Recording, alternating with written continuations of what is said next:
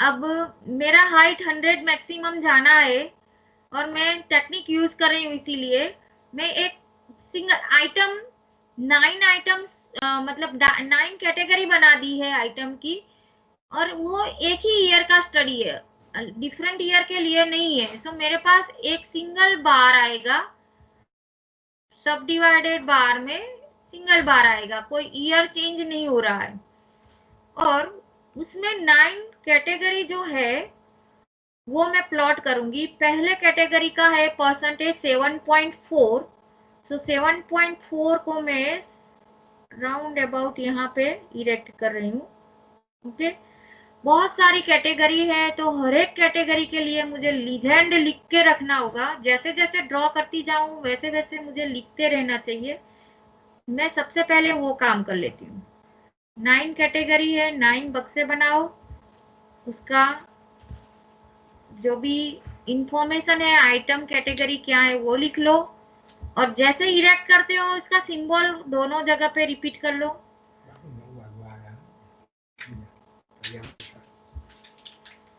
पहली आइटम है,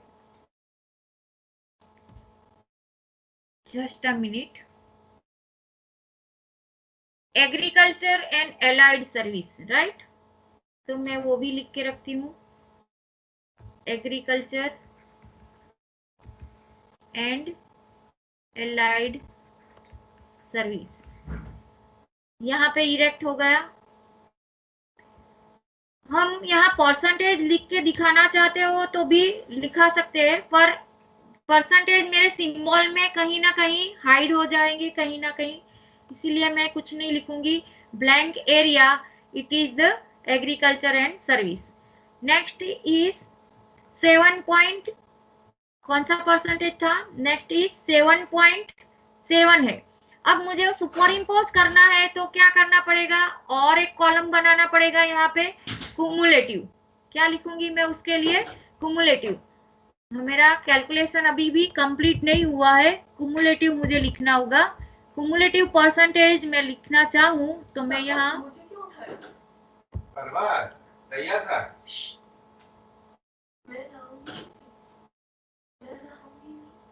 कुमुलेटिव लिखती हूँ यहाँ पे।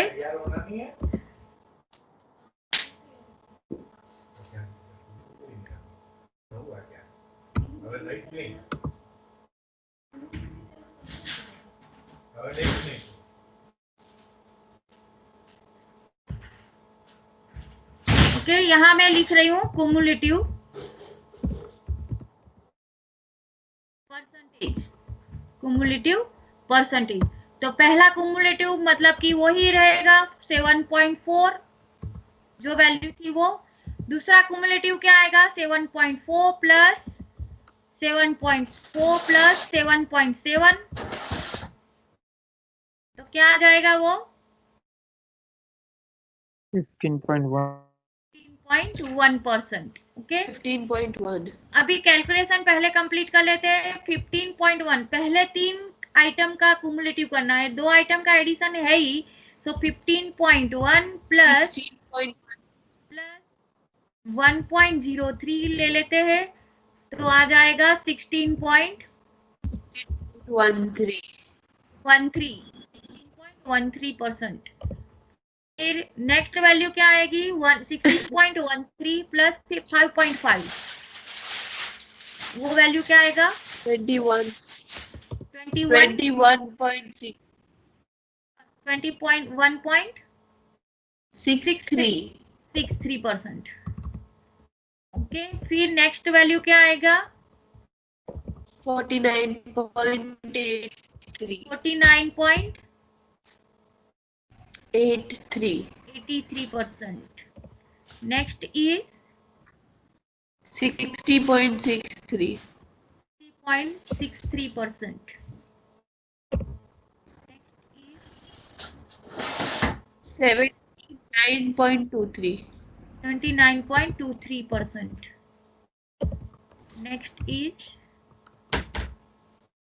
80.63। 0.63%। and last is 100%। 100.3 है मैम। मतलब कि 100% लिख लो। 0.03 है वो शो करने की जरूरत नहीं है, 100% लिख लो। अभी ये हमारा कैलकुलेशन आ गया कुमुलेटिव, तो नेक्स्ट वैल्यू 15.1 है। 15.1 मैं अप्रोक्सीमेटली ले लूंगी और वो लाइन आ जाएगी यहाँ पे।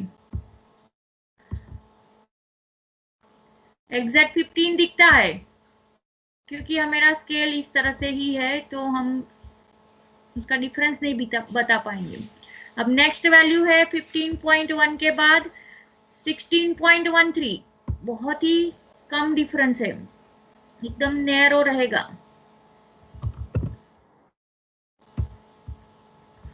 16.13 बहुत ही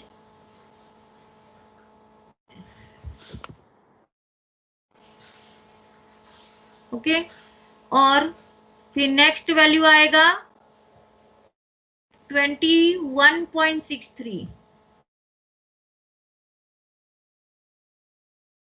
अब देखो मैं साथ साथ में क्या करना चाहूंगी, सारे सेक्टर का इंडिकेशन भी लिखते जाएंगे, वरना तो कहीं पे हम गलत हो सकते हैं। मैं जो थर्ड वाला जो है उसको ये नोटेशन दे रही हूँ, इसके बाद पहले का है उसे डॉट दे रही हूँ,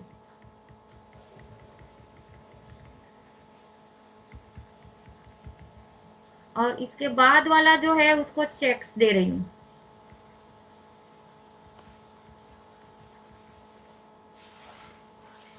डॉट वाला सेक्टर का नाम है रूरल डेवलपमेंट।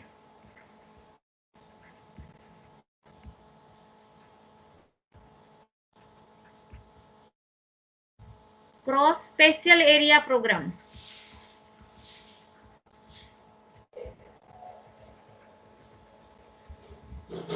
क्रॉस जो है वो इरिगेशन एंड फ्लड कंट्रोल।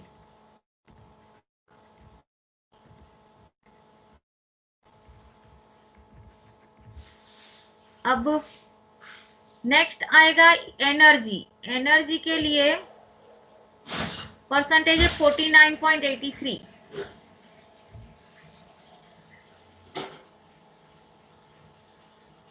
और वो एरिया मैं ड्रॉ करूंगी with big circle, polka dot.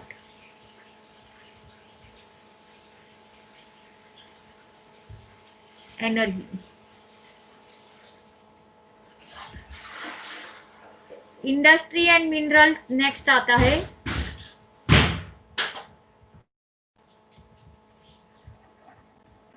Industry and minerals में आएगा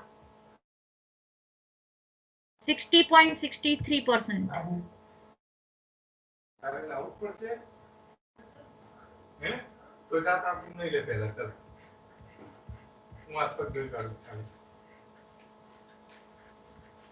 ओके, उसका लीजेंड भी साथ साथ में बता दिया। बाद में आता है ट्रांसपोर्ट एंड कम्युनिकेशन।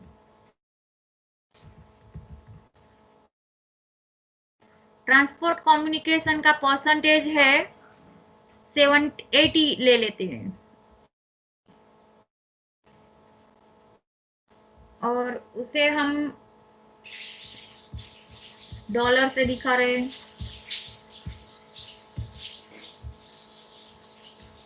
सिंबल अपनी मर्जी से यूज कर सकते हैं, कहीं लोग इंस्टेड ऑफ सिंबल कलर भी यूज कर सकते हैं। अब नेक्स्ट रह गया science technology and environment.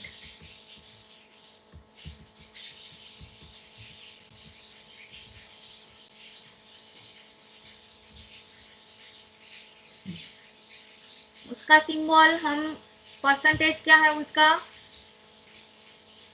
80.63। That means बहुत छोटा वाला बैंड रहेगा।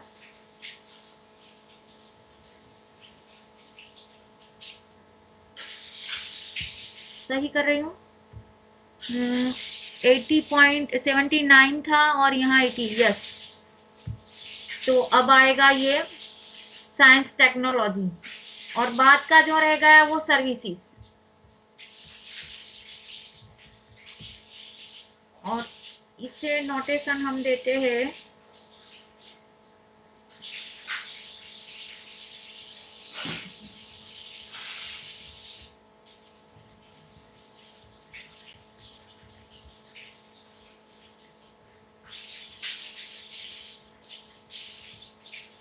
और बाद वाला जो आया उसको दे देते हैं theta.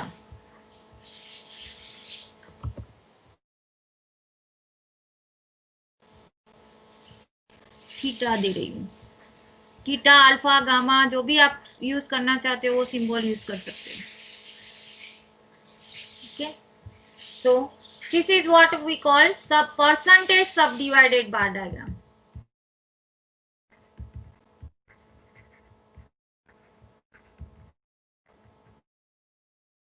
Here we have just a one single item, whatever year is not mentioned, so we write item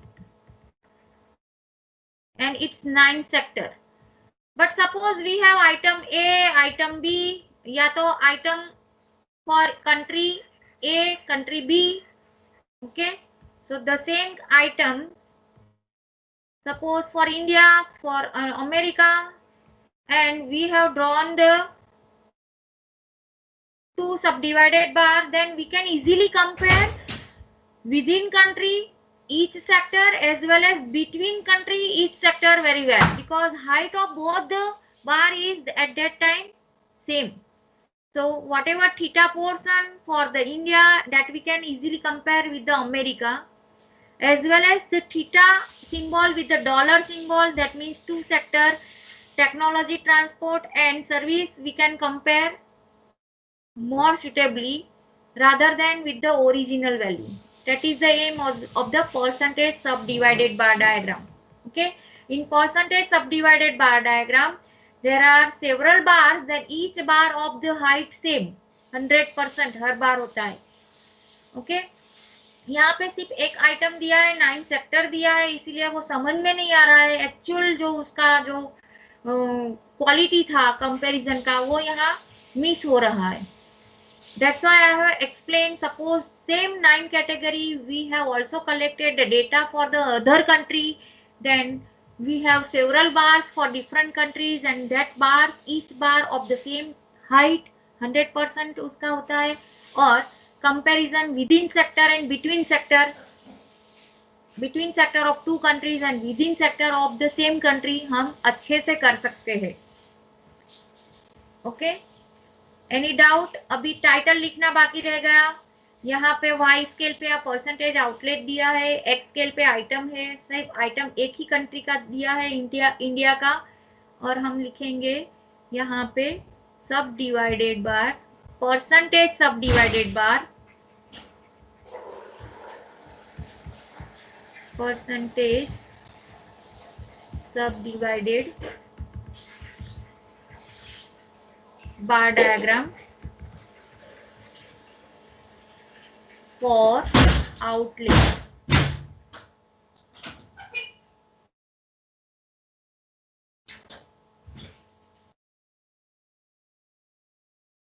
investment outlay आप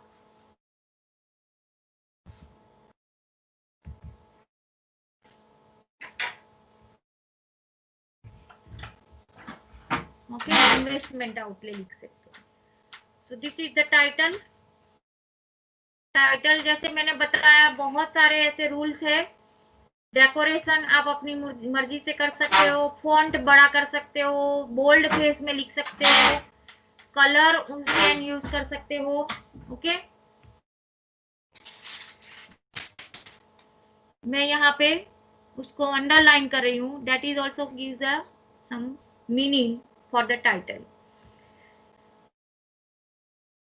Any doubt for this example? Percentage bar सब डिवाइडेड बार डायग्राम हो गया. उसके साथ हमें दूसरा भी ड्रॉ करना था, वो है पाई चार्ट. तो अभी पाई चार्ट स्टार्ट करते हैं कि आपका ये अभी इनकम्प्लीट रहा है? इनकम्प्लीट है मैम, थोड़ा टाइम दे दो लिखने के लिए. ठीक है.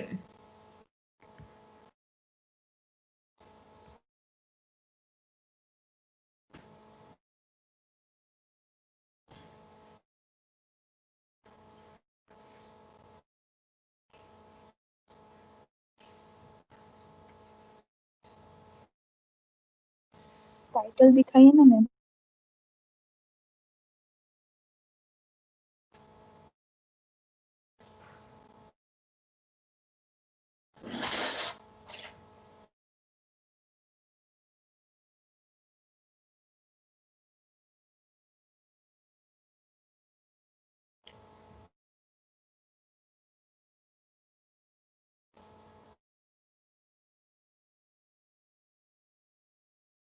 थोड़ा ऊपर कीजिए ma'am.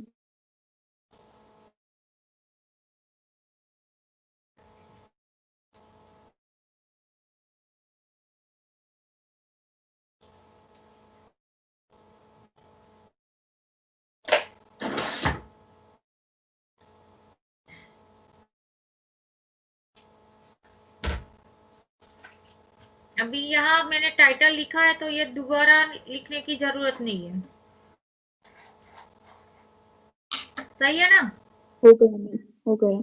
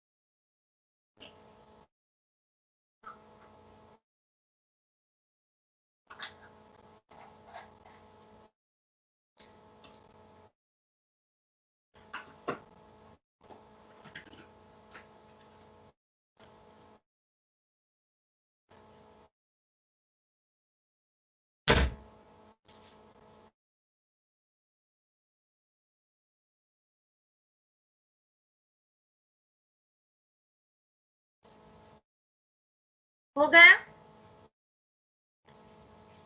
Yes, ma'am. Ma'am okay, तो अब second diagram for the same data, pie chart.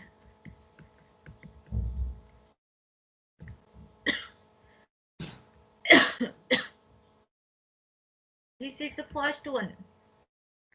Pie chart के लिए कैलकुलेशन जैसे परसेंटेज बार डायग्राम में परसेंटेज निकालना पड़ा था, पाई चार्ट के लिए हमें एंगल निकालना होता है।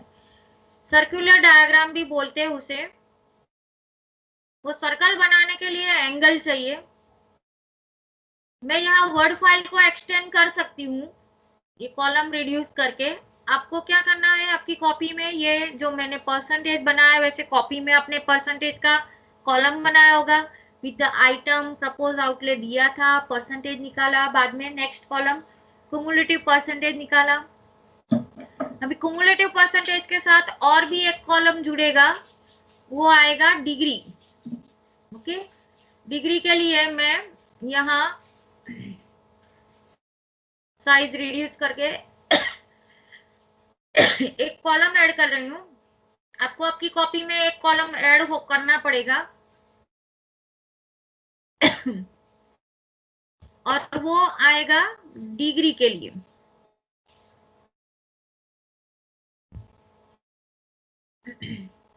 और डिग्री के बाद आपको क्युमुलेटिव डिग्री भी करनी होगी, and that's why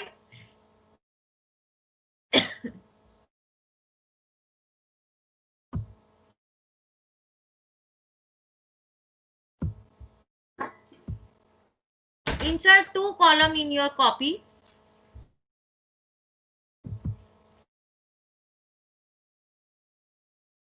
One for degree and another for the cumulative degree. Okay.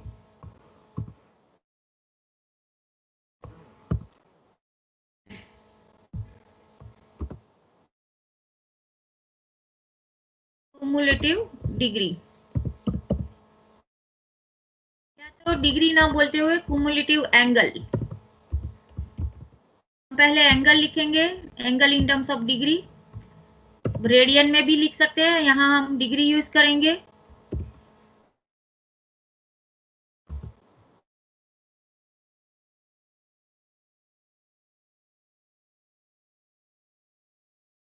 Total degree कितनी होती है? सर्कल में 360। 360। तो हमारा जैसे टोटल परसेंटेज 100 आया, तो वैसे यहाँ 360 डिग्री आएगी टोटल। और कुमुलेटिव जब करेंगे तो जैसे कि कुमुलेटिव लास्ट, मैंने टोटल यहाँ नीचे लिखा है, यस लास्ट में लिखा है, तो यहाँ पे 360 टोटल बनेगा, 360 डिग्री।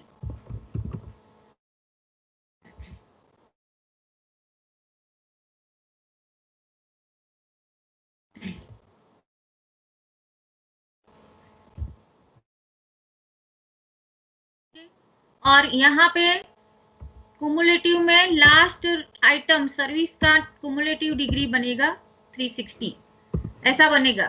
हमें वो परसेंटेज के हिसाब से हम आइडिया आ रहा है। Now how to convert the value, outlay value in crore rupees in terms of degree, उसके लिए हम एक फॉर्मूला लिख लेते हैं यहाँ पे।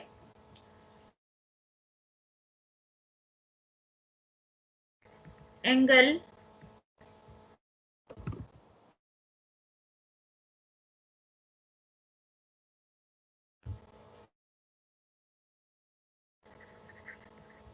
in degree is equal to outlay of item 1, outlay of item divided by total outlay multiplied by 360 degree. Yes, outlay of item divided by total outlay into 360 degree. Alternative, we may simplify it as we know percentage outlay is nothing but outlay of item divided by total outlay into 100, ऐसा हमने किया था। तो ये ratio हमारे पास आसानी से मिल गया है। देखो मैं ये कन्वर्ट करना चाहूं, then outlay divide by total outlay, that is nothing but क्या हो जाएगा, percentage outlay divide by percentage outlay divide by 100 हो जाएगा। And utilising this I may write another way, percentage outlay divide by 100 into 360, ऐसा लिख सकती हूँ। और इसको भी सिंप्लीफाई कर ले तो मुझे क्या मिलता है, it is percentage outlay into 3.6।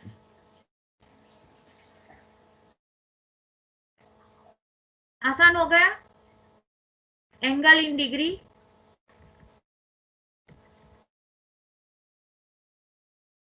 Is nothing but another formula मैंने आसान बना दिया। 36 डिवाइड बाय 10 रह गया, तो 3.6। तो मेरे परसेंटेज फिगर जो भी है उसको मैं 3.6 से मल्टीप्लाई कर दूंगी तो वो आएगा number angle in degree. For example ये नंबर 1 और नंबर 2 दोनों से कोई एक कैलकुलेशन कर लेते हैं। आइटम 1 के लिए, आइटम कैटेगरी 1 के लिए, मतलब कि एंगल निकालते हैं। आइटम पहली कौन सी आइटम है, एग्रीकल्चर, फॉर एग्रीकल्चर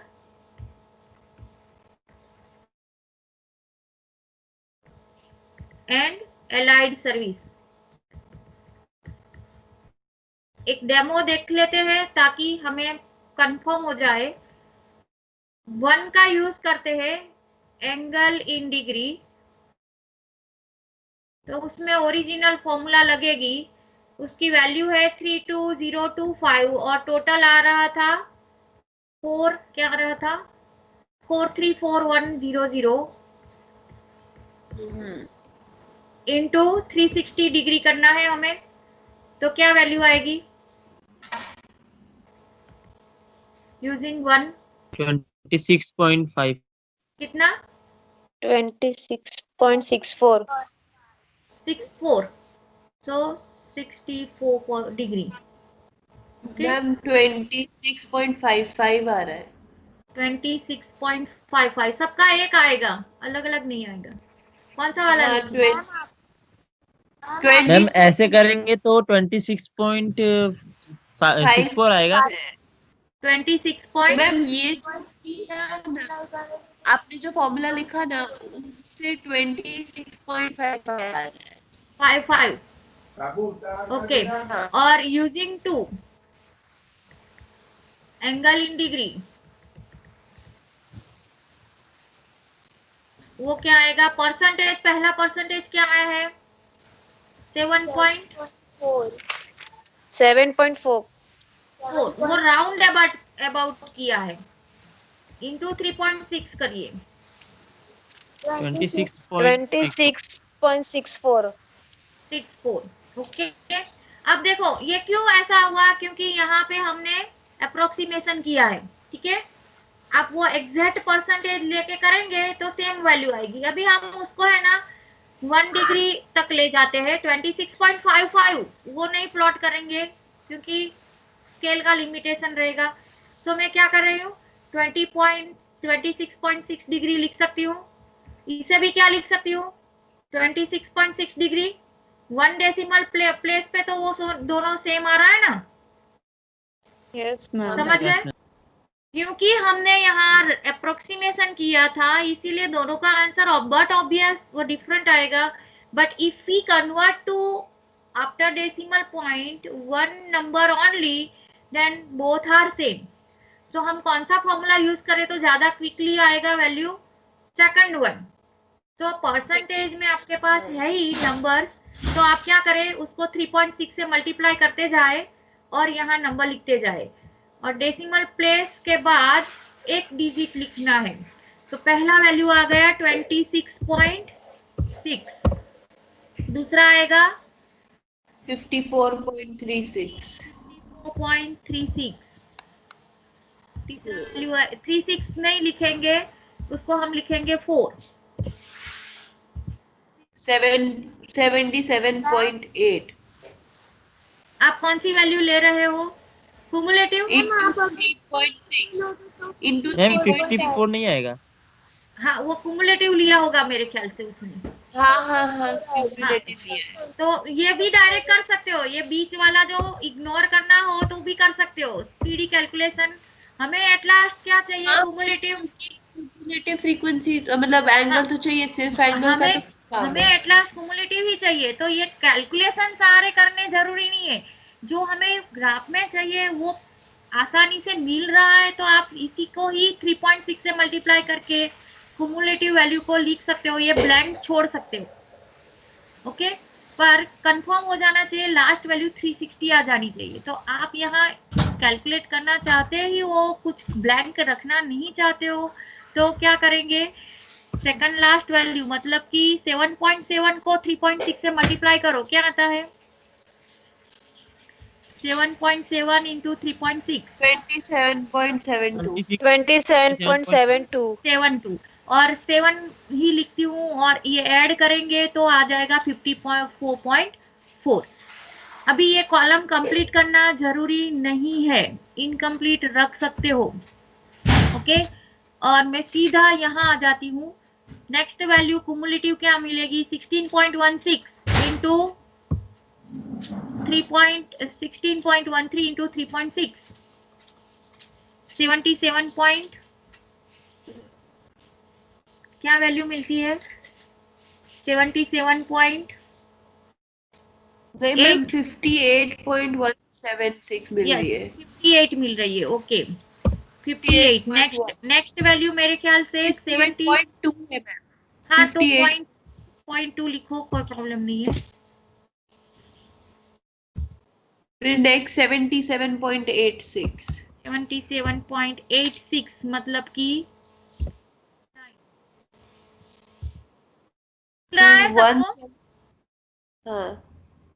179.38 मतलब स्टूडेंट को मिल रहा है ये same answer. Yes ma'am. Okay.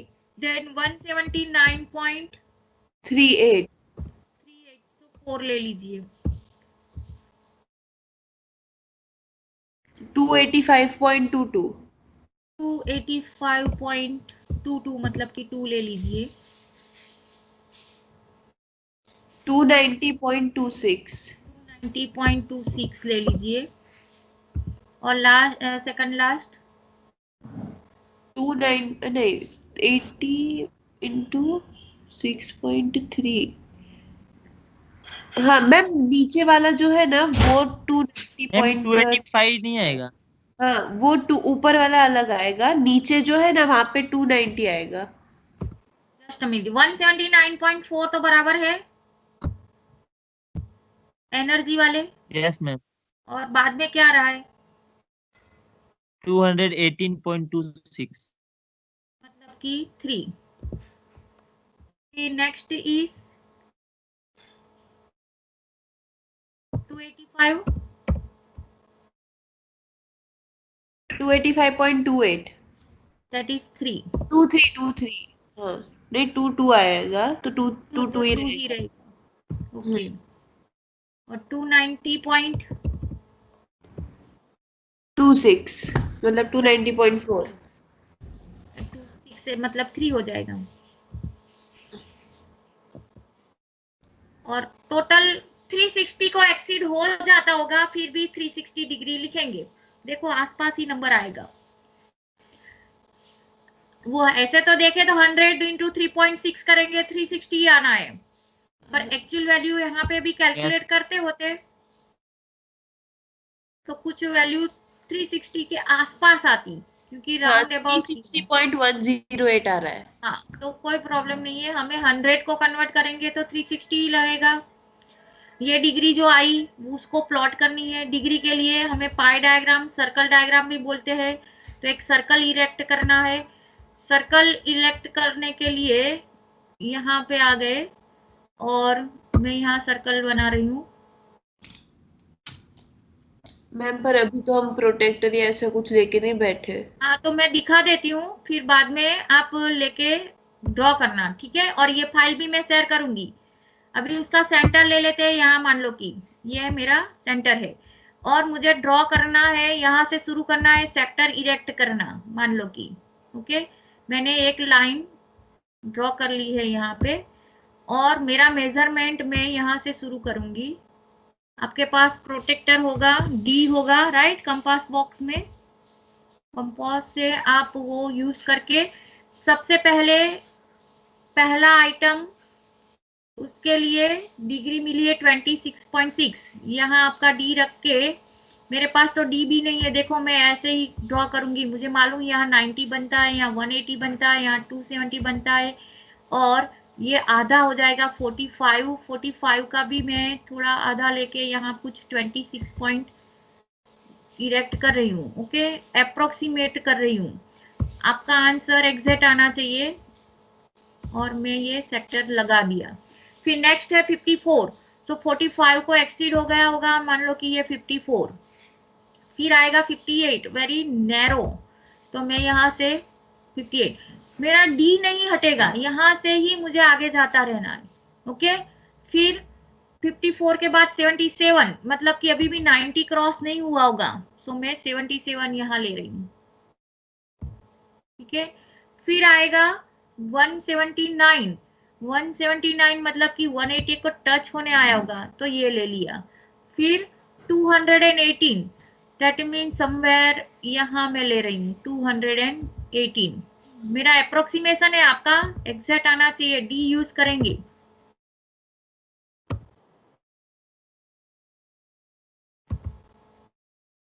Okay, फिर 285, सो 275 को एक्सीड होके यहाँ आ गया होगा मान लो कि, और 290 ये है मान लो कि। तो ये सारे मैंने 9 सेक्टर यहाँ इरेक्ट कर दिए, स्टार्ट यहाँ से किया था। ठीक है, इसीलिए मुझे लीजेंड बनाना होगा। लीजेंड में मैं मार्क करती जाऊंगी सिंबल। तो सबसे पहले लीजेंड तो रहता ही है, पहला सेक्टर है, कौन सा वाला सेक्टर था पहला? Agriculture and allied service, right. Agriculture and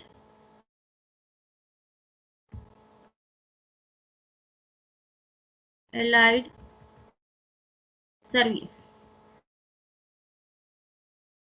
blank रखती हूँ। दूसरा है रूरल डेवलपमेंट और उसे मैं डॉट दे रही हूँ। फिर तीसरा है स्पेशल एरिया, उसे मैं मान लो कि चेक्स दे रही हूँ। Special area programme,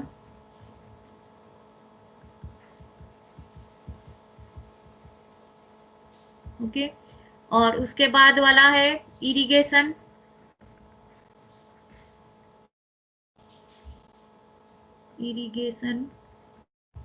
and flood control, उसे मान लो कि हम दे रहे हैं theta.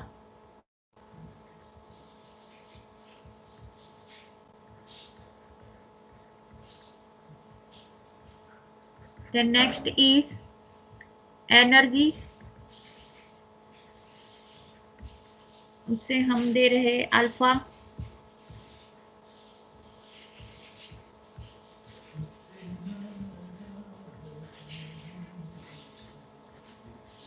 Then next is industry and minerals,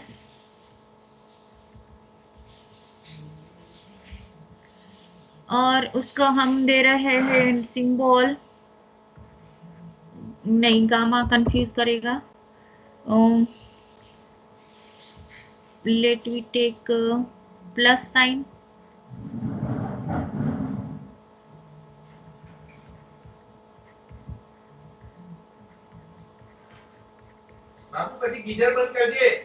plus sign के बाद आएगा ट्रांसपोर्ट एंड कम्युनिकेशन,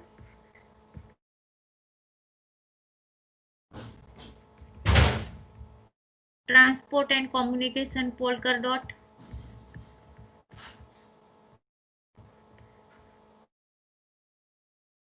और उसके बाद आएगा science technology and environment. Environment वाला के लिए मान लो कि हम लेते हैं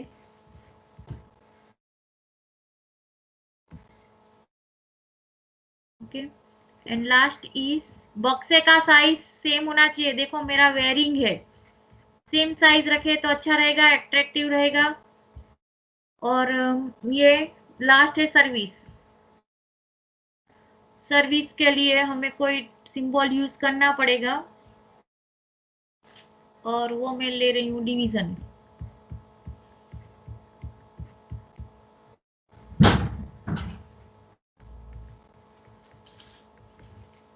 ओके, सो 9 सेक्टर 1 2 3 3 6 3 9 और इसे बोलते हैं pie diagram.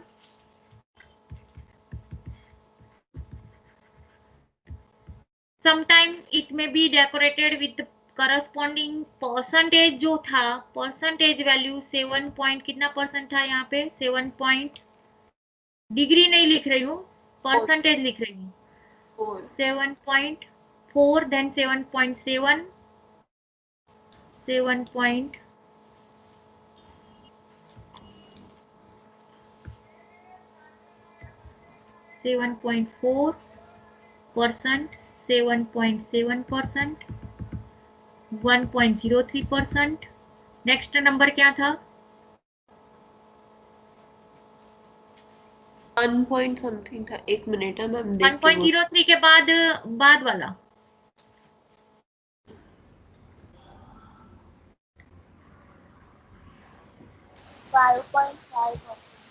5.51, so 5.5%।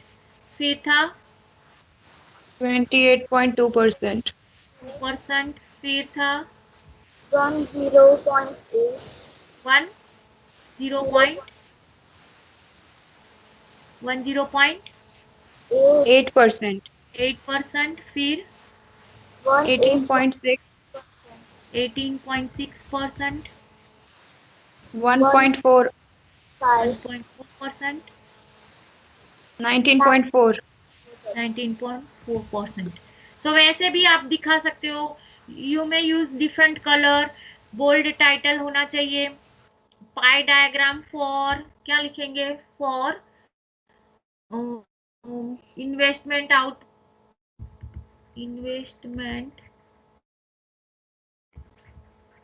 Outlay.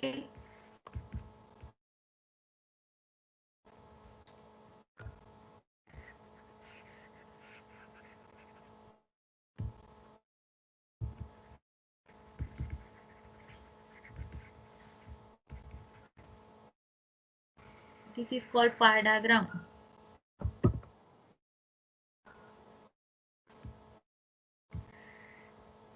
Okay, so are you clear with this pie diagram? Pie diagram से बहुत सारे सेक्टर हो तो भी वापस it is difficult to compare each sector. So less than 10 तक pie diagram is good, gives a good comparison.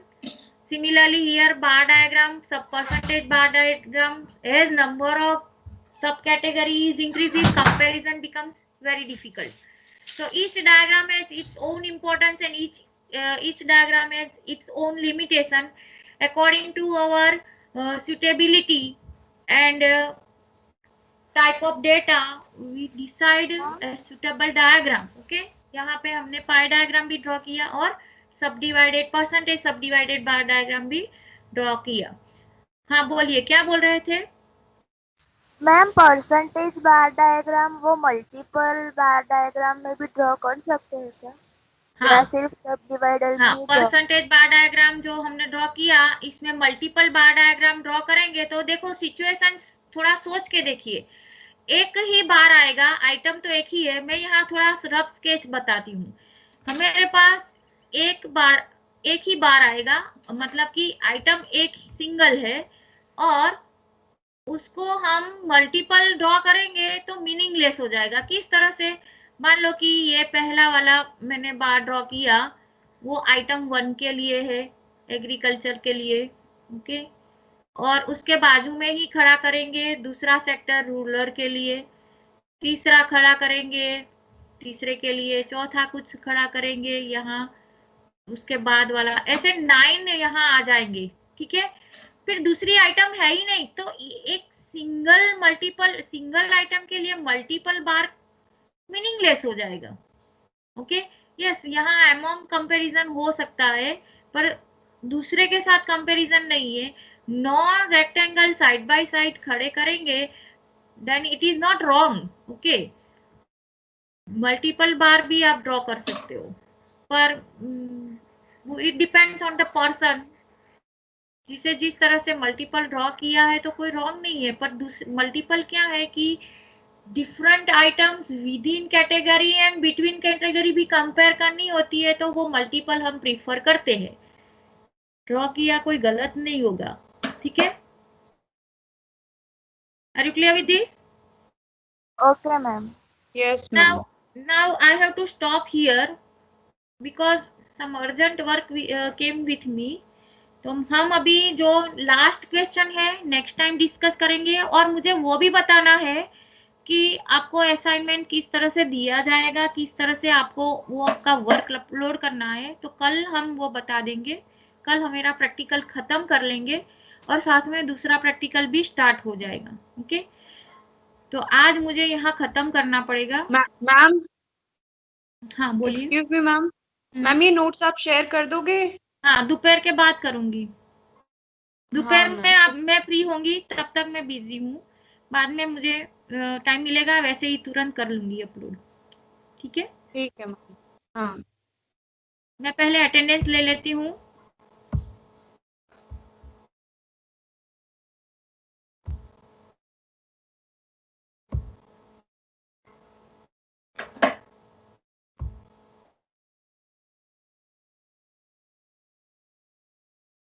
Just a minute, hang हो रहा है.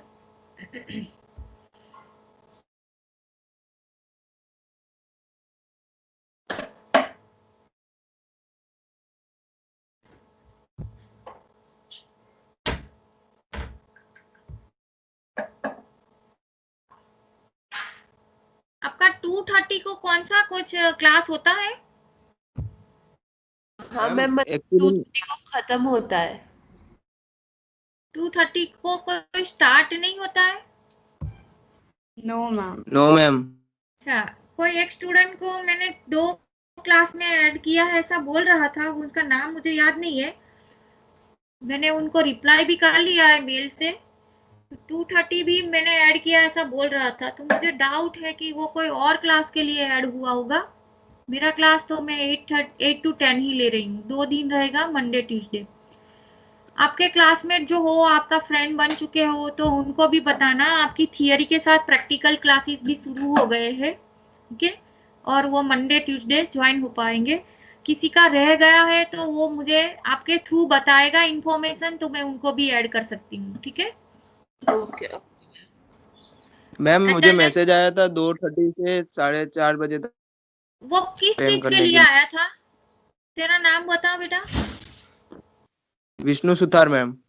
अच्छा, विष्णु सुथार कौन लड़का था मालूम नहीं, पर वो एक दूसरा लड़का भी मुझे बोल रहा था। वो उनका प्रॉब्लम ये था कि 2 क्लास के लिए इनविटेशन मिला, एक 8 to 10 और 2:30 to 4:30। तो तुझे भी वही वही सिचुएशन है? यस मैम, मेरे को भी पहले 8 से 10 का भी आया था और अभी 2:30 से 4:30। 2:30 से 4:30 के लिए कौन सा, वो टीम का नाम क्या है? यही मैम, स्टैटिस्टिक्स प्रैक्टिकल का batch 2। Statistics practical batch 2। Batch 2 बोल रहे हो? हाँ मैम, बैच 2। अच्छा, ऑर्गेनाइजर का नाम दिखता है वहां आपके फेस में, इंटरफेस में? एक में मैं चेक कर। बताओ, मैंने तो नहीं क्रिएट किया है, फिर भी हो गया हो गलती से तो मैं चेक कर लूंगी। मैम आपने अटेंडेंस ले ली तो हम लीव कर सकते हाँ, हैं? या you may leave class. Good bye. Thank you, okay ma'am, thank you ma'am. Welcome. Thank you.